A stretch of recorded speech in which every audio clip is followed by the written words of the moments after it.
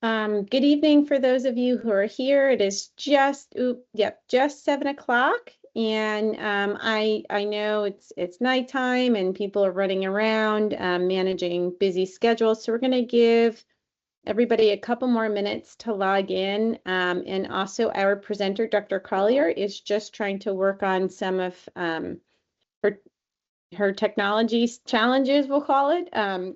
In the meantime, what I'd love to do, I'm just going to introduce myself.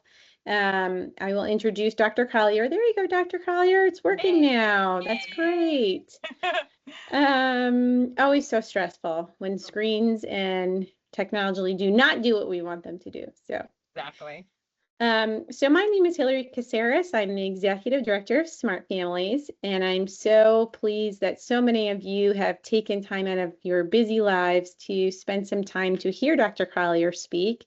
I will tell you, it is her presentation roughly 4 years ago that I listened to that really pulled me into this mission and brought me to where I am today. So I feel so empowered and happy to have her here, and knowing that everybody else is going to hear the same message.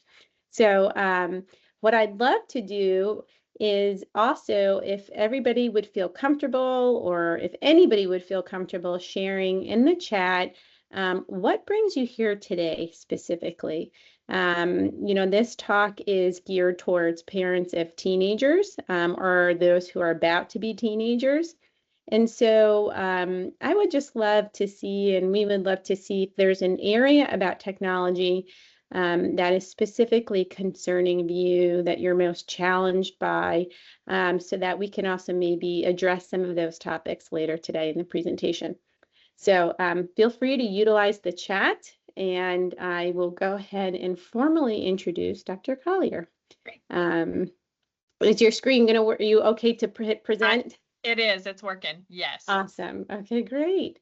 Okay, so welcome all. We will officially begin. This will be recorded and potentially shared with all of the individuals within our Smart Families organization. But Dr. Crystal Collier is on the board of Smart Families. She's also a therapist, prevention researcher, and educator. She's also the author of the Neuro Whereabouts Guide, and she will be walking us through today a wonderful presentation on the impact of technology on a developing brain, specifically teenagers. So, Dr. Collier, please take it away. Thank you. Is there anything in the chat yet? Let me see. No. Okay. I would really love to know from you guys who are zooming in, what are the questions you definitely have that you want to be answered by this webinar? If you've got a specific issue happening, please feel free to unmute and chime in. Don't wait until the end so that I can address it right away. And while I'm waiting for you guys to do that, I'm going to go ahead and share my screen. This is one of my favorite topics, the neuroscience of screens, because it is literally what I'm seeing the most issues with in my private practice. So I am a private practice therapist. My office is over on Memorial in Westcott. I started studying the brain when I was pretty young, about 18 years old. I really wanted to understand why I made some of the bad decisions that I made growing up. And as I started putting these things into educational series, I realized that I needed to put them in a book. A really cool a friend of mine who is also a parent said, Crystal, you really should put all these ideas into a guide. And so in 2020, the Neuro Whereabouts Guide was published. Now, here is what is included in this.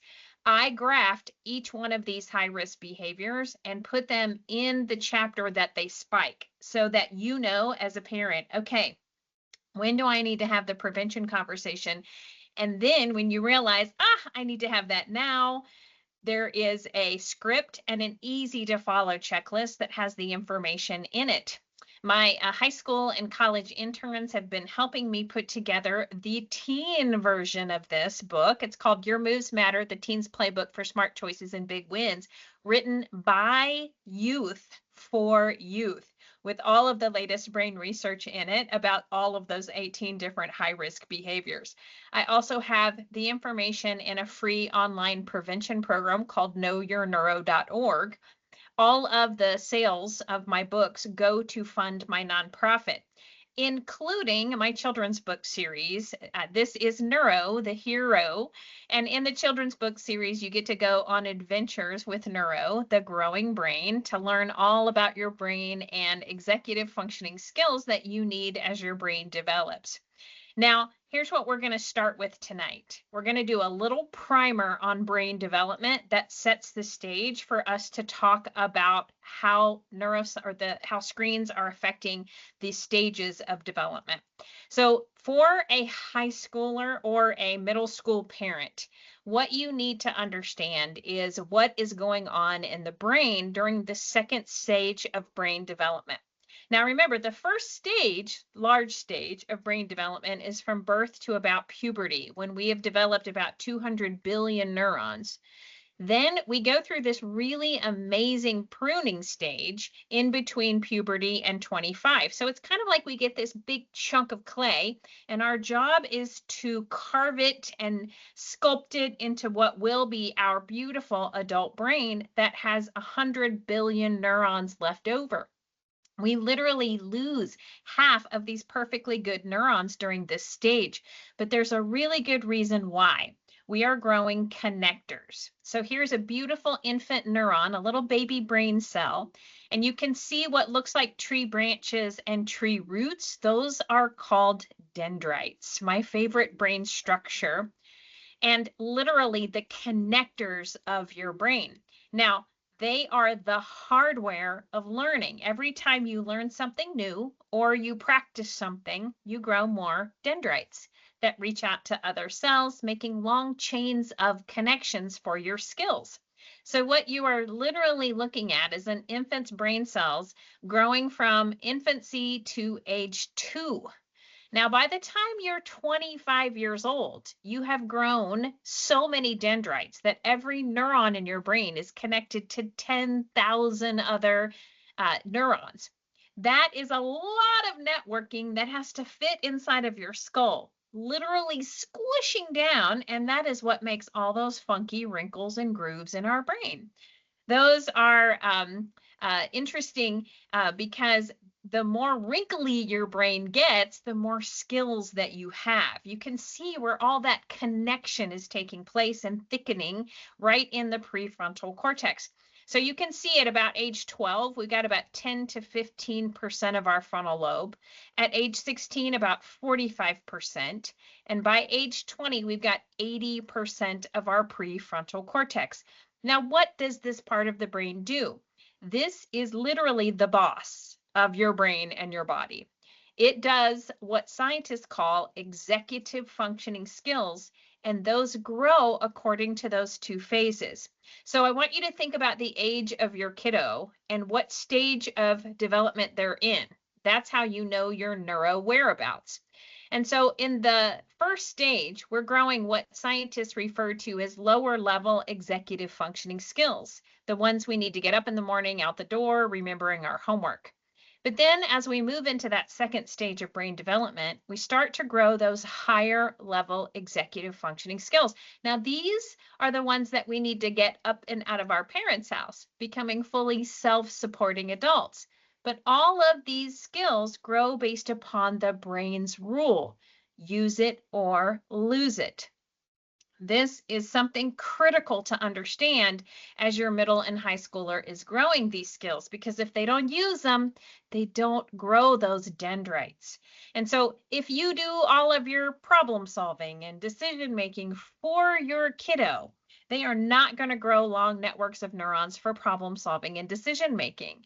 So they will, unfortunately, grow long networks of neurons for dependency on you to do their problem solving and decision making for them. So you can understand why I am so excited about these skills, because they grow based upon what they use.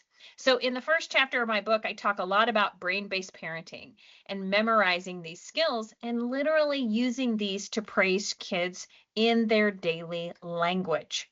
So remember this, brain-based parenting. I want you to memorize these and use them in your daily language because they are contingent on the brain's rule. This is why I want your mantra to be dendrites, dendrites, dendrites, so that every time you look at your child and you think about what they're engaging in, I want you to think about how can I praise the use of those executive functioning skills so they will engage more. Okay, now we have a very simple brain primer. We understand what's growing, how it's growing, the rule that it's growing on. Now let's look at the effect of high-risk behavior. So a little word about that. When you think about how your brain is growing those dendrites, I want you to think about this equation. Our brain grows long networks of dendrites when we engage in a behavior for 3 to 4 hours consecutively.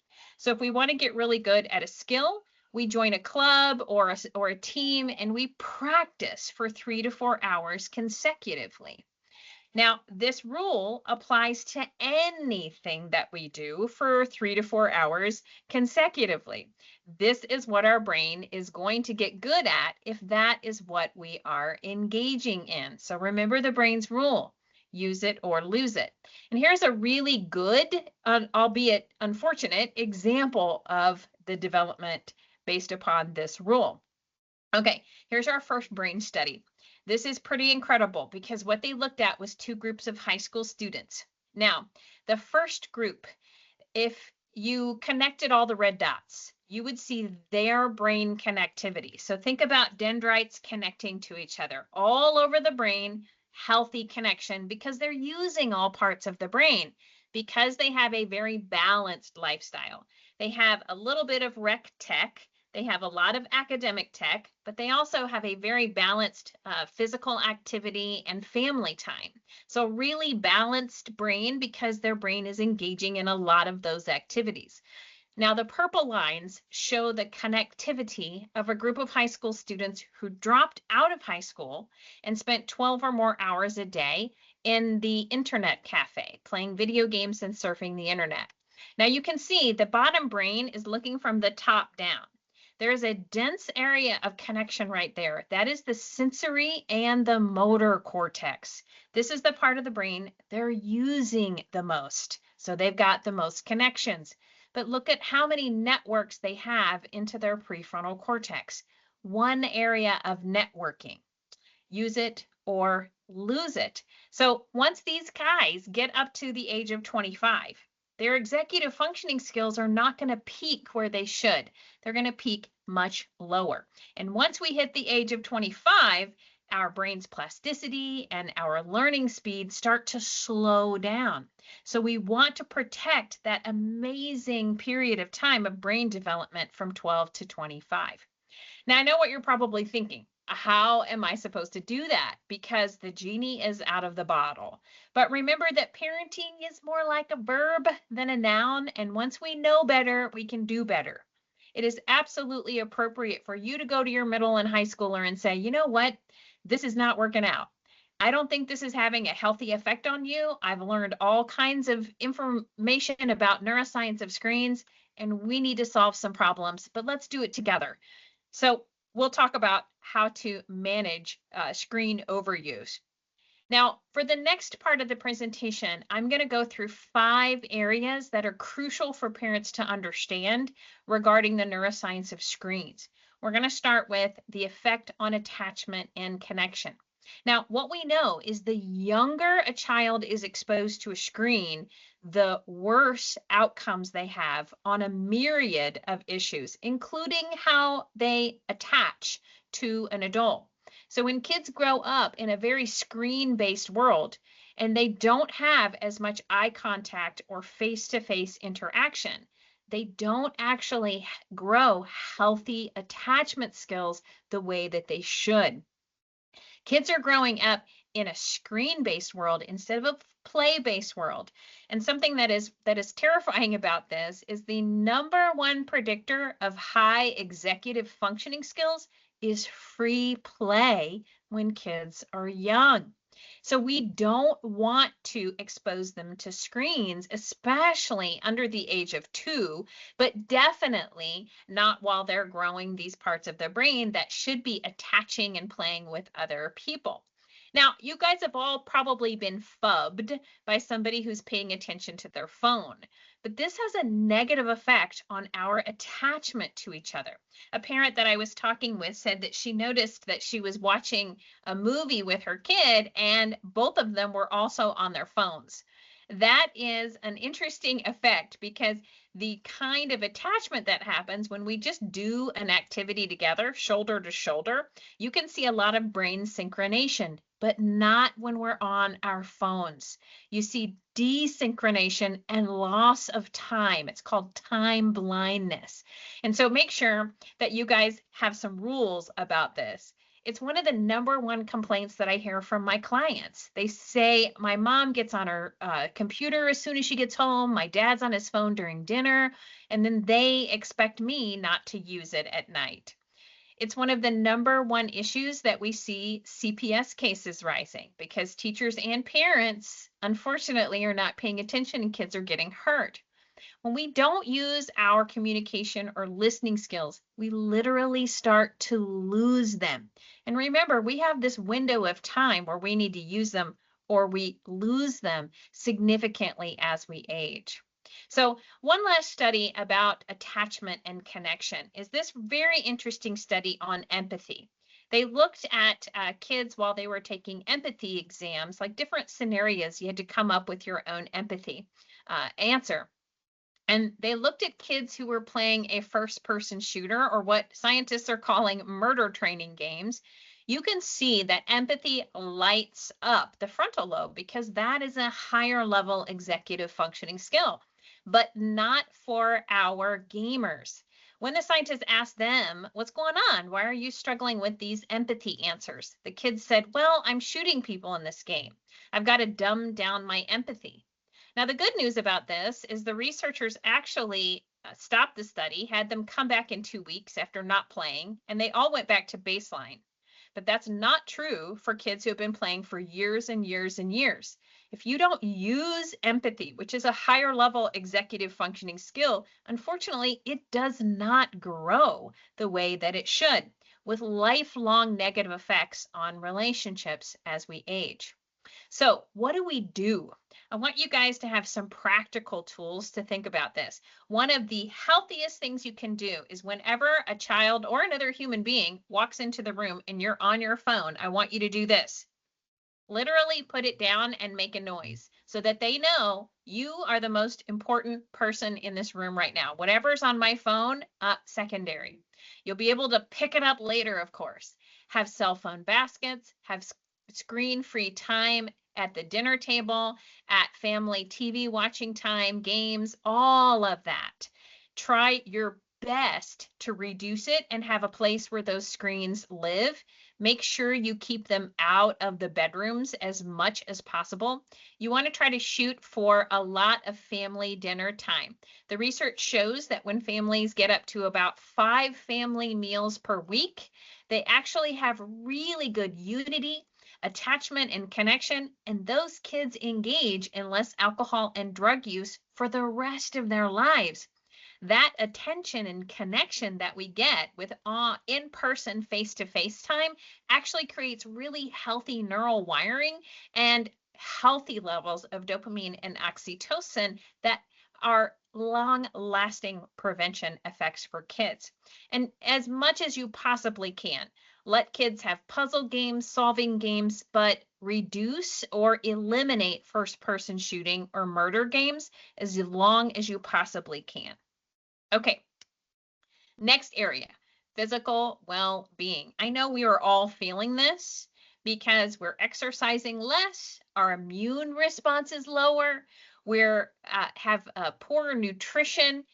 A study came out last year that showed or predicted that 59% of kids will be obese by the time they're 35 years old.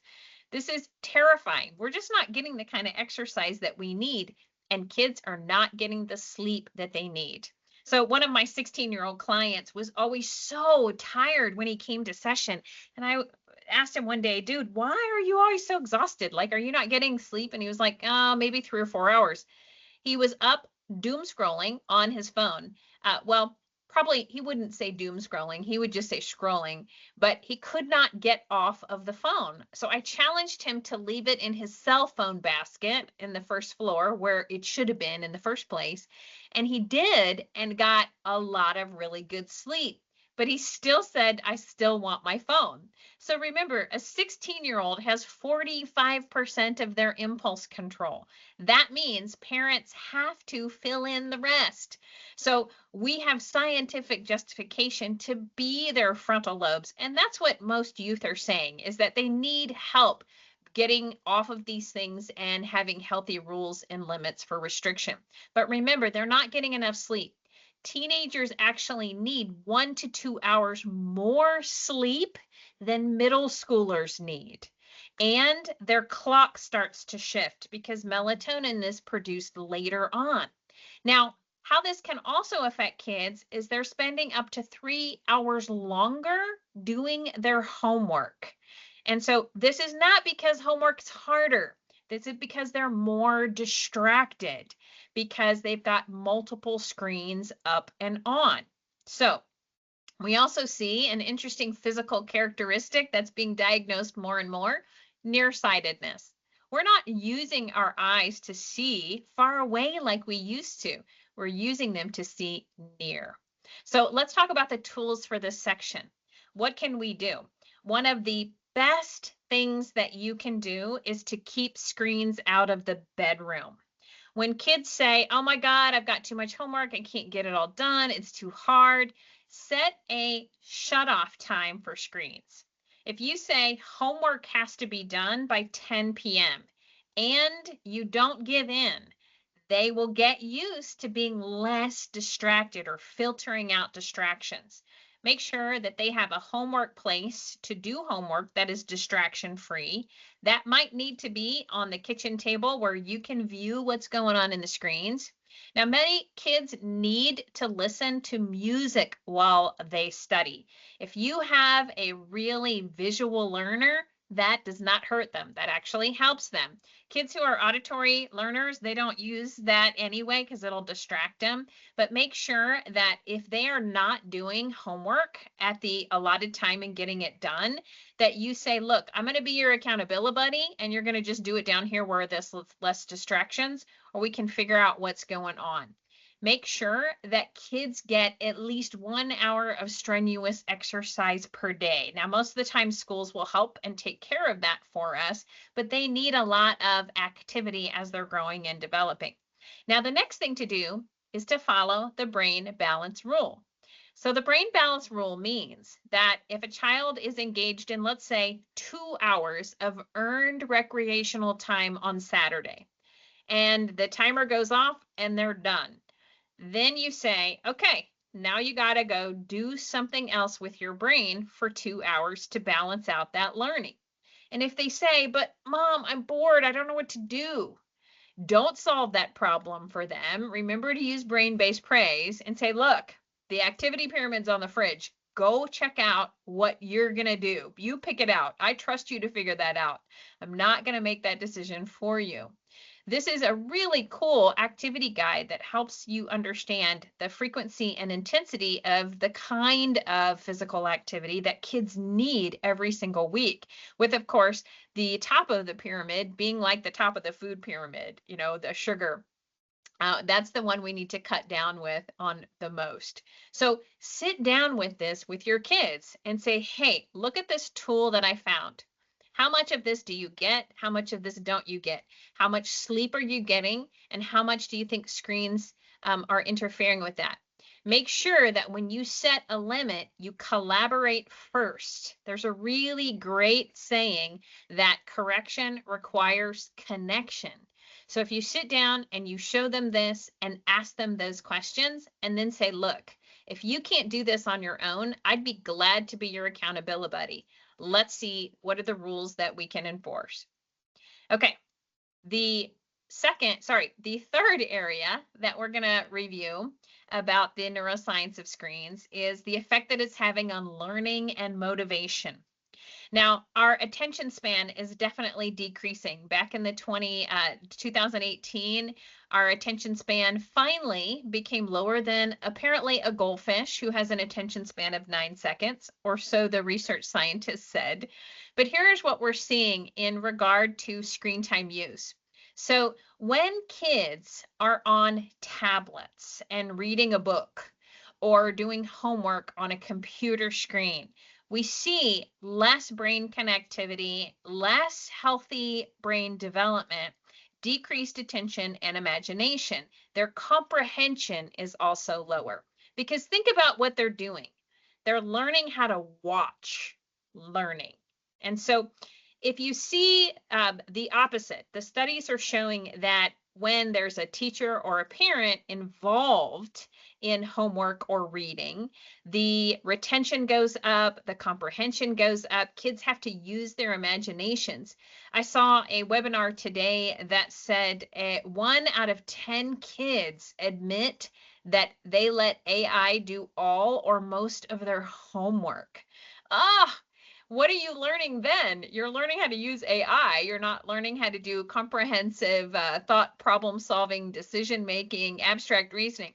So remember that kids need a really good balance of in-person and connected tutoring time. So one of the issues that is causing this, and I should say the biggest issue, because we have causal data now that is linked to why our attention spans are going down. It's not ADHD, it's switch tasking. We are switching from one screen to the next in a very quick fashion. And that is causing us to grow long networks of neurons for chasing stimuli instead of paying attention to non-moving, kind of boring stimuli that you might see in a book.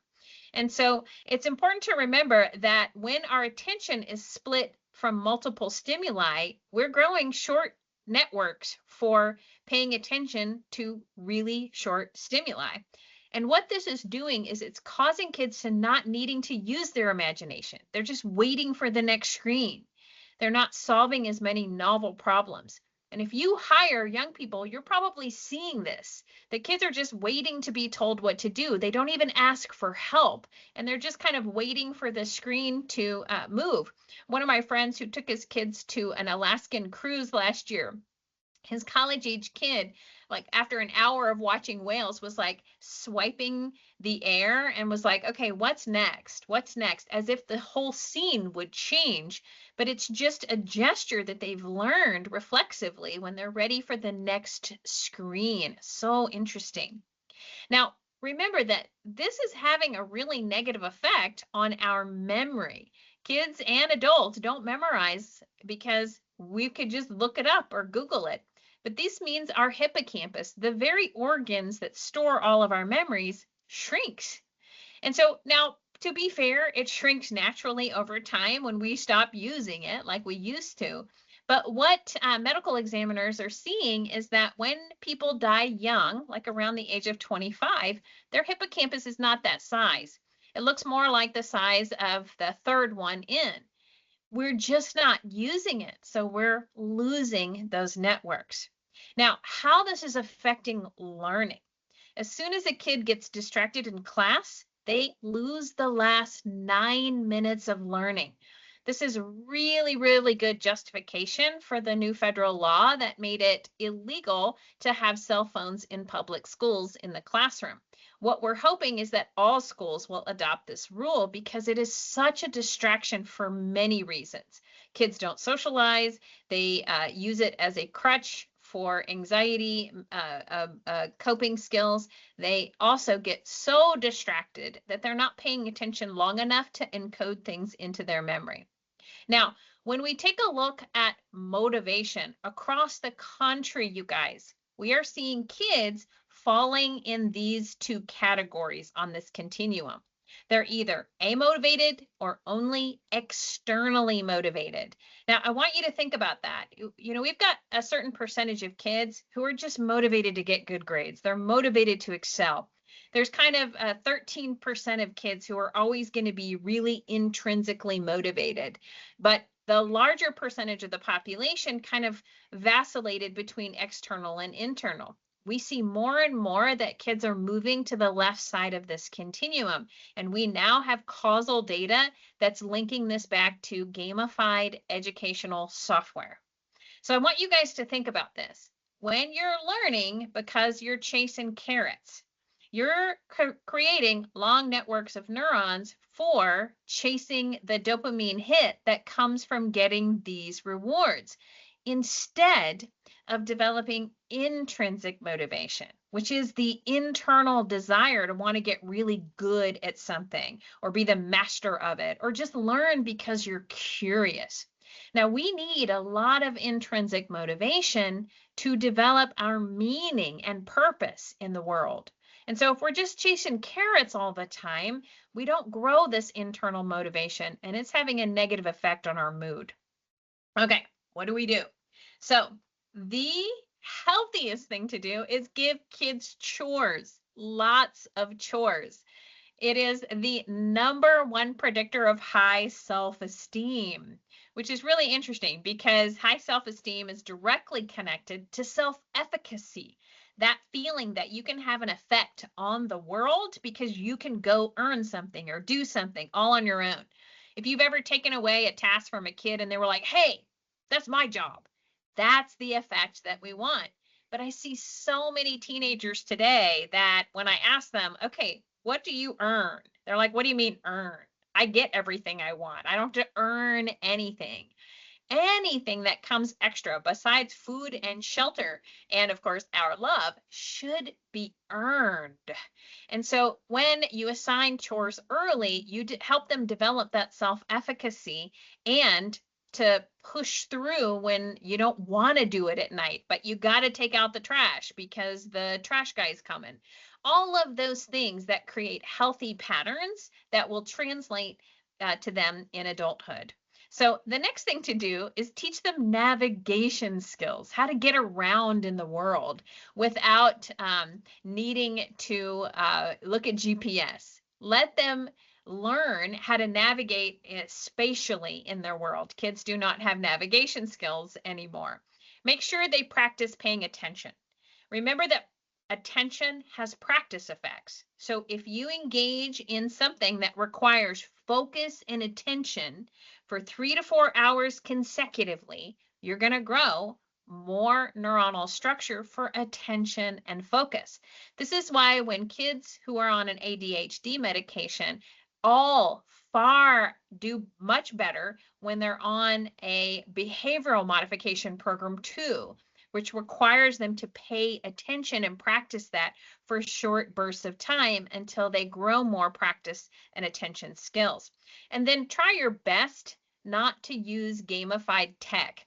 But I just want you guys to know, schools are really struggling with this. They're going back to the curriculum companies and saying, hey, we want to bring back books. We don't want to use these apps anymore. And the companies are saying, well, we don't make books anymore. Oh, it's really, really wild what's happening. So work with your school on that to bring back more traditional levels and types of teaching. Okay. Let's move into the fourth area that we're going to cover, the effect that screens have on mood and self-perception. So this is a pretty interesting list of the top, sorry, we went to a sorry, my brain is frying out here. We went to a presentation last year in DC from an organization called Children and Screens. It was called the International Congress on Children and Screens. We got to see researchers from all over the globe. And I went back through my notes and I made this bulleted list of all the findings of their research. The younger that kids are exposed to screen usage, the more problems they have in all of these areas. So most of these are executive functioning skills, but a lot of them are just plain literacy skills. They're learning how to watch. They're not learning how to learn or engage, and it's affecting mood. When they don't go out, when they just sit on a screen for hours and hours and hours, some of the research shows that kids are on screens 5 to 10 times longer than any other activity that they do during the day.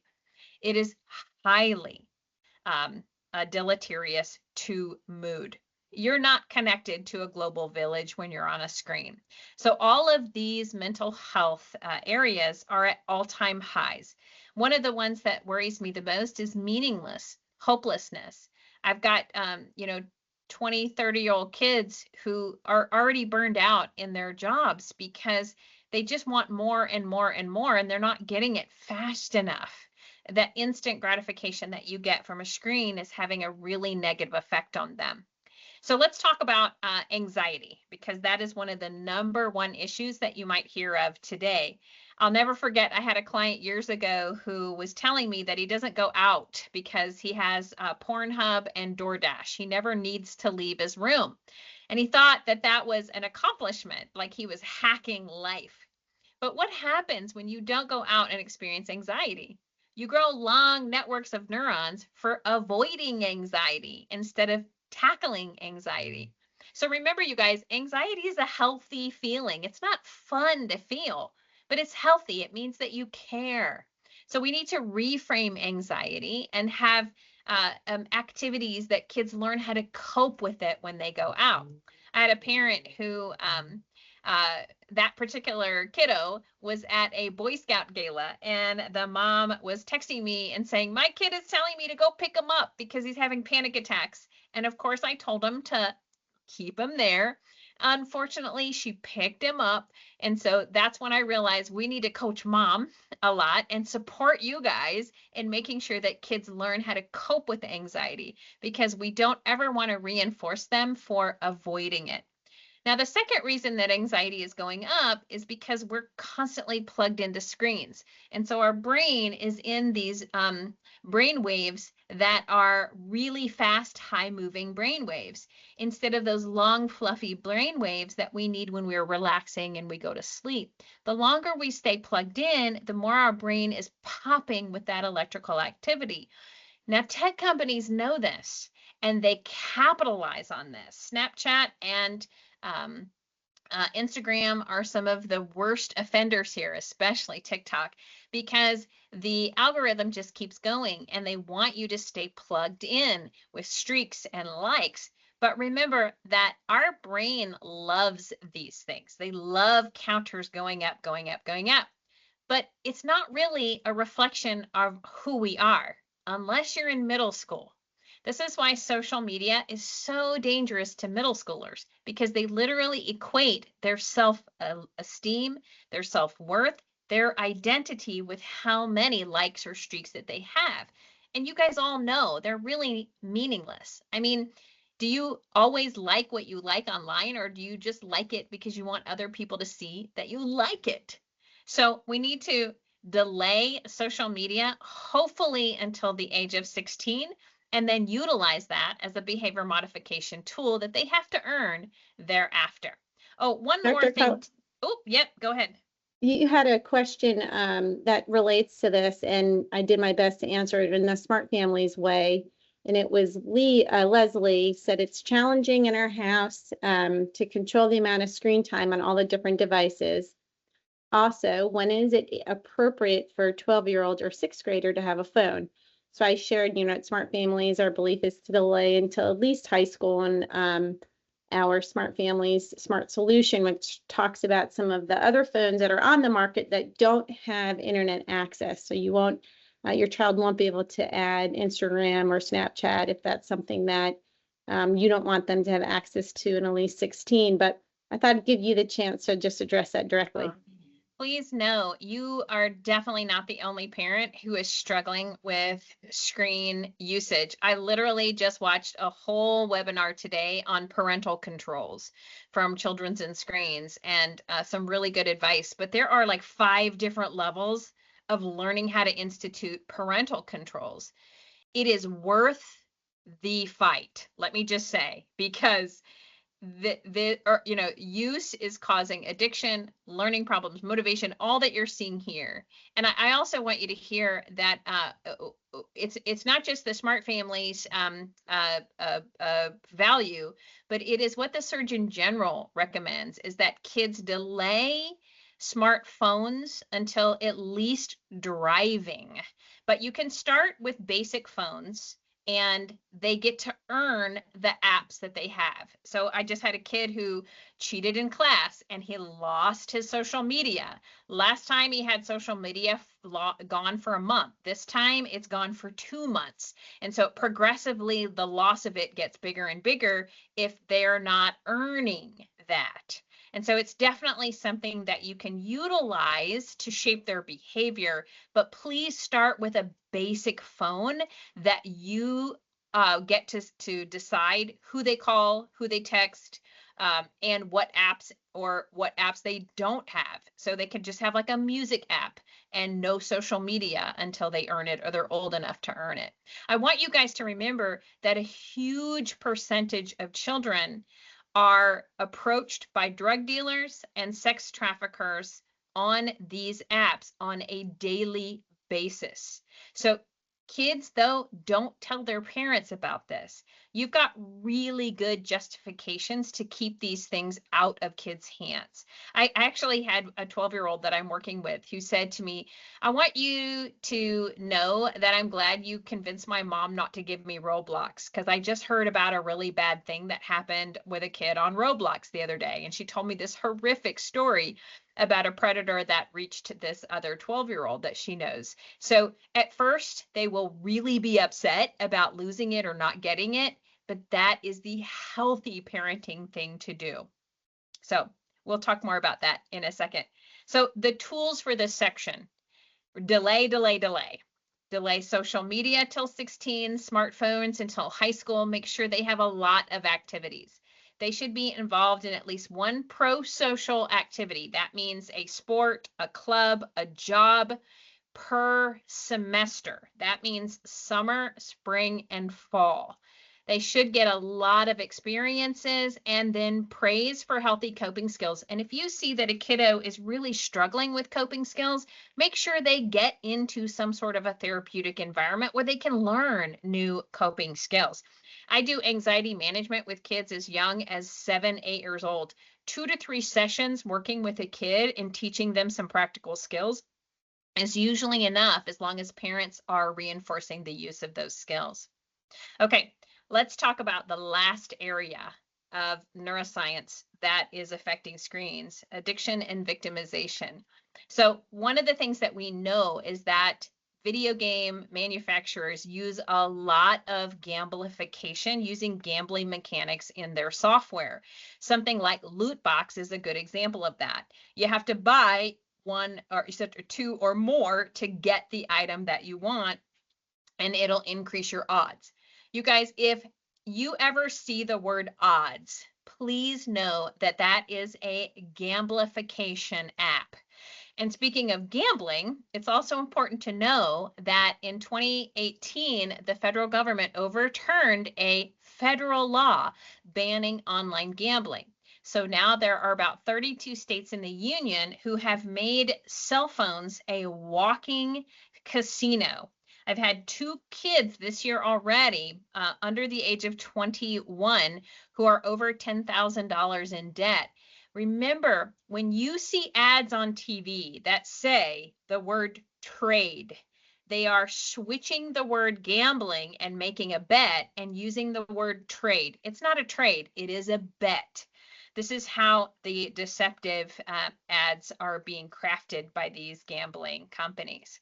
So these institutions have been hiring addiction scientists for years to try to figure out how to keep kids plugged in. They pay teen testers good money to hook them up to machines to figure out when they spike dopamine, or put more of that code into the game. And then we've got kids who cannot get off the game. This is an example of a young man who secretly filmed his older brother when his older brother lost his video game privileges. Oops.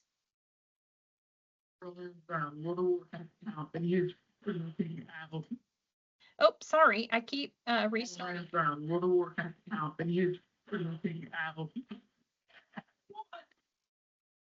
Let me share my sound with you guys. Let's see. Oh, I don't know how to do that here.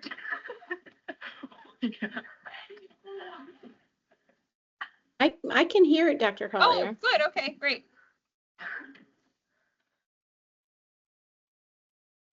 Oh, now I can't. I could for a second, now I can't.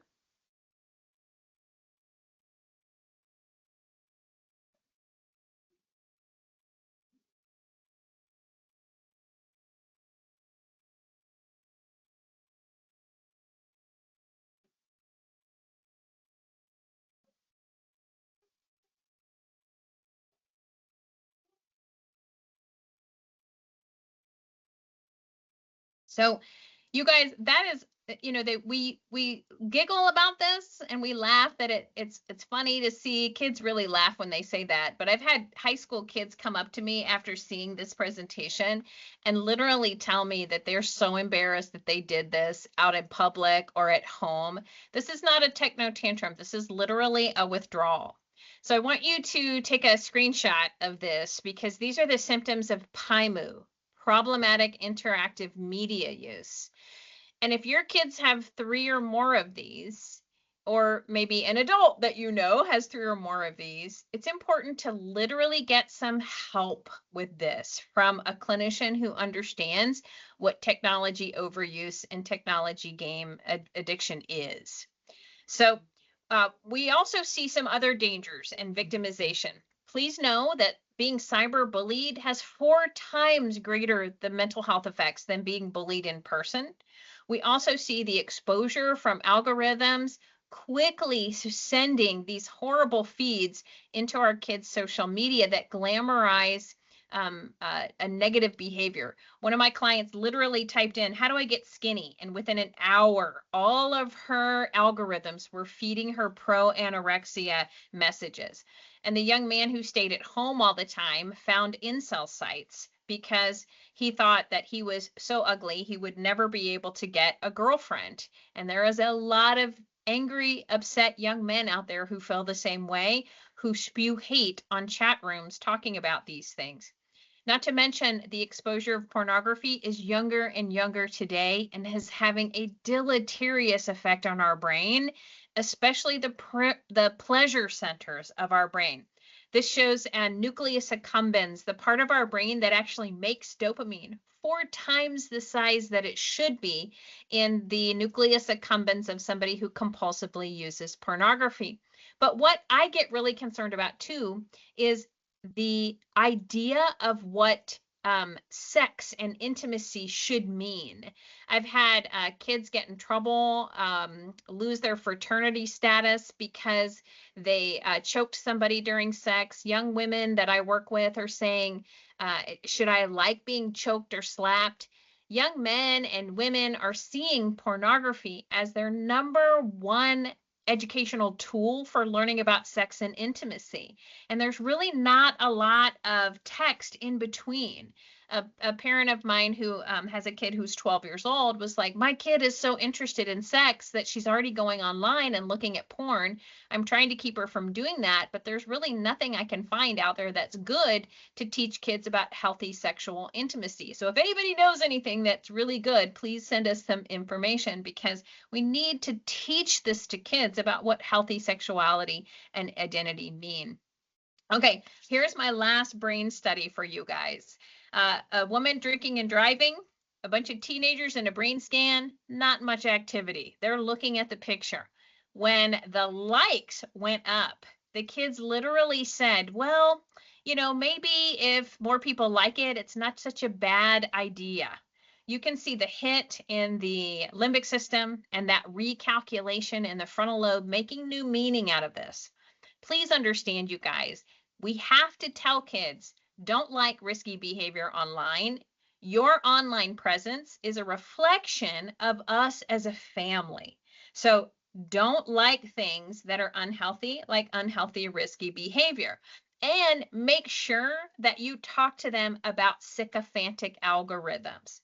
AI and AI companions run on something called a sycophantic algorithm. They tell you what you want to hear.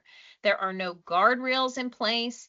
They are skewed. They don't really emote realistically. They emote in a way that brings you and draws you in. And the webinar I went to today, it said 74% of youth have actually used AI companions, and a third of them liked them better than real life interaction. Not to mention, it's doing our kids' homework for them and outsourcing their critical thinking skills. So, the tools to use, make sure that we educate. We got to start young. Think about a 7, 8-year-old who's already exposed to 7 different high risk behaviors. They need to hear from you. If you haven't talked to your middle or high school kids about high risk behavior, you're behind the 8 ball here. We need to get you in front of it. So make sure that you sit down and say, okay, here is when this behavior spikes. Here is our family code. Here is what we expect out of you. The more that you tell them what you expect, the more likely they are to not engage in that behavior and uphold your family values. What we think we're doing is, or what we're afraid of doing is, we don't want to lecture. We don't want to go like power struggle with them, and you don't have to. Set your family expectations, have tech-free zones, sit shoulder to shoulder, play the game with them so that you know it's not a first-person shooter, that it's a pretty healthy game. Monitor their media and make sure they get a lot of free play time. So I want you guys to take a screenshot of this, because this is also what I learned in that conference last year. These are literally what researchers from around the world said that kids are learning, that they're learning what tech companies tell them they should want. They're learning how to access substances, how to cyberbully, how to be violent, how to equate your self-worth with likes, how to objectify yourself, avoid hard things. What they aren't learning is how to be intrinsically motivated, read, study, listen, communicate, cope with tough emotions, socialize, ask for help, and build tenacity and resiliency. We are really up against a huge wave of technology that's teaching our kids things we don't really want them to learn. I think parenting today in this generation is so much harder. So there are a lot of solutions here. There are so many solutions on the Smart Families web page. And if you are a Smart Family school, please come and participate in your family code building workshops that we'll have. And if you need help with behavior modification, there's a sample and a blank one in the book. They're online too on Know Your Neuro. There's that. Make sure that you talk about all the high risk behavior and teach them how they affect the brain and developing. This gives you a different subject to talk about every few months when you change it up. Sit shoulder to shoulder with your kids. When you're watching a TV show and you see underage sex, drug use, or violence, please, say, hey, you know that Hollywood can hire adults to depict teens doing that, and that's not okay in our family. Make sure that you use contracts. Have them earn their technology with being respectful, responsible, and fun to be with. And make sure you put those things on the list along with good chores. So this is a list that parents have told me over the past decade of their favorite tools to use. One of the best things to do is to be able to turn devices off at the monitor, or so not the monitor, at your router. But also, there are really good apps that you can turn off. Like Kids Locks allows you to turn off different devices just with the click of a toggle. And you can make sure that you monitor what kids are doing online. Now, please hear me. I understand this takes a lot of time and a lot of effort, but it is so worth it. This is what modern parenting looks like today. So if you need help, there's some really great guys at Parent Protech that can help you with that. They're a Houston-based startup, and they're really, really good about walking parents through how to set up some of these tools. Remember that Smart Families is here for you. These are our Smart Families screen time guidelines that not only tell you how much screen time at each age, but what they're supposed to be doing instead to reach developmental milestones. So here is our pledge as well as the norms and guidelines. But remember, you guys, start with basic phones and they can earn their way up just like training wheels. It's a really great way to teach kids how to use this technology in a very balanced, healthy way. Okay, so please, one more plug, check out knowyourneuro.org, get signed up. If you'd like to get signed up for 6 text messages from me that's curated to give you conversation starters, you can do that there at no charge. And then here are all my offerings. Right there in the middle is the new teen guide that just came out. If you go to Amazon, they're all available. And remember, the proceeds from all of the royalties go to keep the nonprofit up and running for free brain-based prevention. Okay, so Hillary, are there any questions in the chat? Well, I don't see any questions right now. I do want to say, Dr. Collier, you provide so much information to ponder and think about on the entire scale of neuroscience and addiction. And there's so much unfortunate correlation to what content is available on smartphones. And so I appreciate the very broad perspective, yet we know there's just that tight web when it comes to technology.